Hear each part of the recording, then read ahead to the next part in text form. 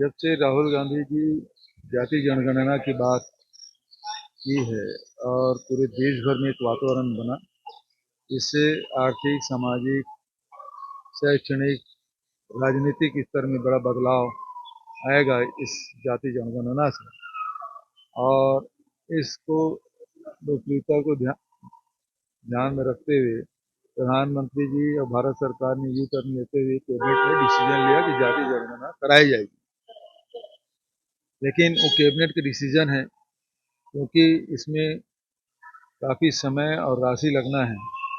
लेकिन भारत सरकार इस मामले में आगे बढ़ी नहीं है और इस संदर्भ में अभी पिछड़े वर्ग के देश भर के नेता जुट रहे हैं और उसमें और अन्य विषयों की चर्चा हुई।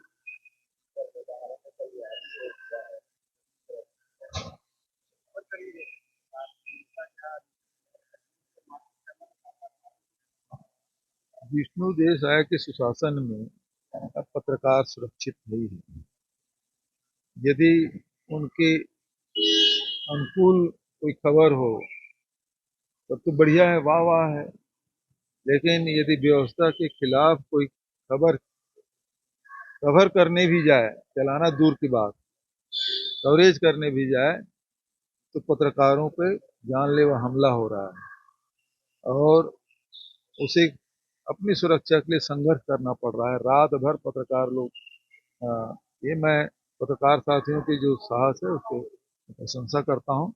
लेकिन जो सरकार निरंकुश हो गई है, जिनको लोकतंत्र में विश्वास नहीं है और प्रजातंत्र के चौथे स्तंभ पर जिस प्रकार से हमले किए जा रहे हैं, उसकी मैं निंदा करता हूँ। और विष्णुदेव से यही कहूँगा कि आगे इस प्रकार से पत्रकारों के साथ दुर्व्यवहार न हो, इस बात का ध्यान रखें।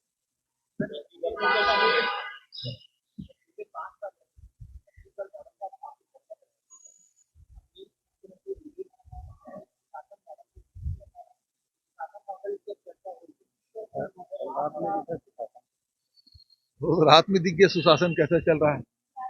उधर प्रधानमंत्री कुछ और दिखा रहे हैं और यहाँ कुछ और।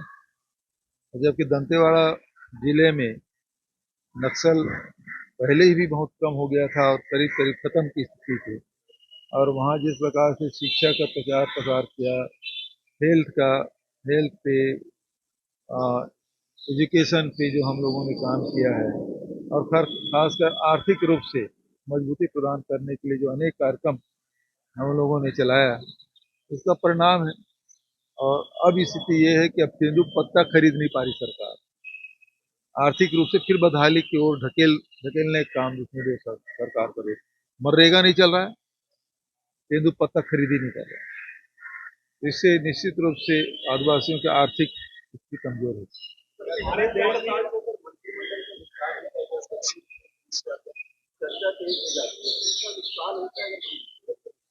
देखिए, जितना कम मंत्री रहेगा सारे विभाग मुख्यमंत्री के पास आएंगे और मुख्यमंत्री के विभाग को कौन चला रहा है ये खोजने की आवश्यकता है।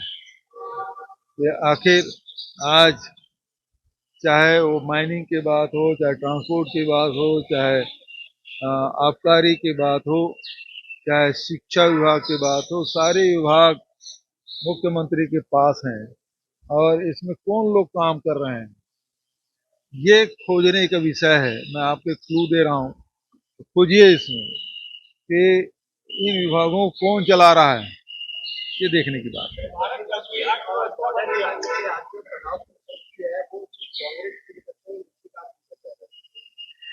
देखिए, भारत चौथे पायदान पे पहुंच गया। पैसा तो भारत का है, लेकिन जा किसके पास रहा है। जो 2014 के पहले जिन उद्योगपतियों की आर्थिक स्थिति क्या थी और कितने गुना बढ़ गया है। अब 20 कारपोरेट, बड़े कारपोरेट के आप संपत्ति के ब्यौरे निकाल लीजिए, दर्जन में नहीं सैकड़ों गुना बढ़ा है। ये सारा पैसा जा तो वहां रहा है। अब सवाल इस बात का है कि यदि दुनिया का सबसे चौथा बड़ा अर्थव्यवस्था बन गया है, तो फिर मनरेगा बंद क्यों है, तेंदुपत्ता खरीदा क्यों नहीं जा रहा है, रोजगार छीने क्यों जा रहे हैं, रेलवे में भर्ती क्यों नहीं हो रहा है, पीएसयू बंद क्यों हो रहे हैं, निजीकरण क्यों हो रहा है।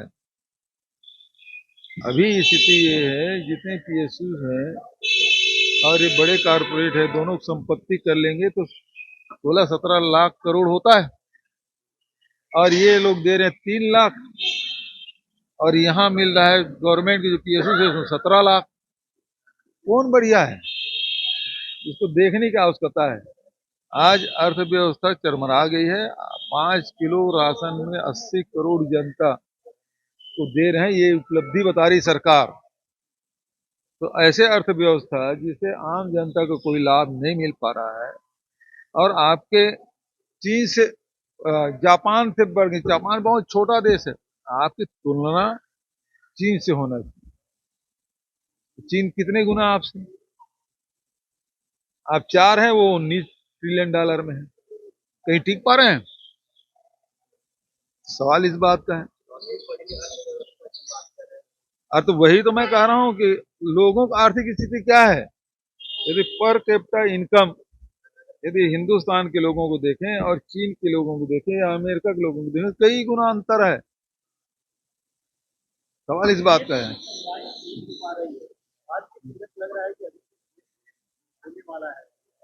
किसी सोसाइटी में डीएपी नहीं है, निजी क्षेत्रों में भी डीएपी विक्रय नहीं हो रहा है, और सरकार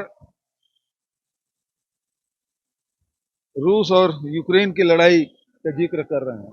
तब लड़ाइयां पहले भी हो रही थी, आ रहा था, सरकार इस मामले में कुछ पहल नहीं की। सरकार कुल मिला के किसान विरोधी है, और उत्पादन कैसे घटे वो सारा षड्यंत्र कर रहा है।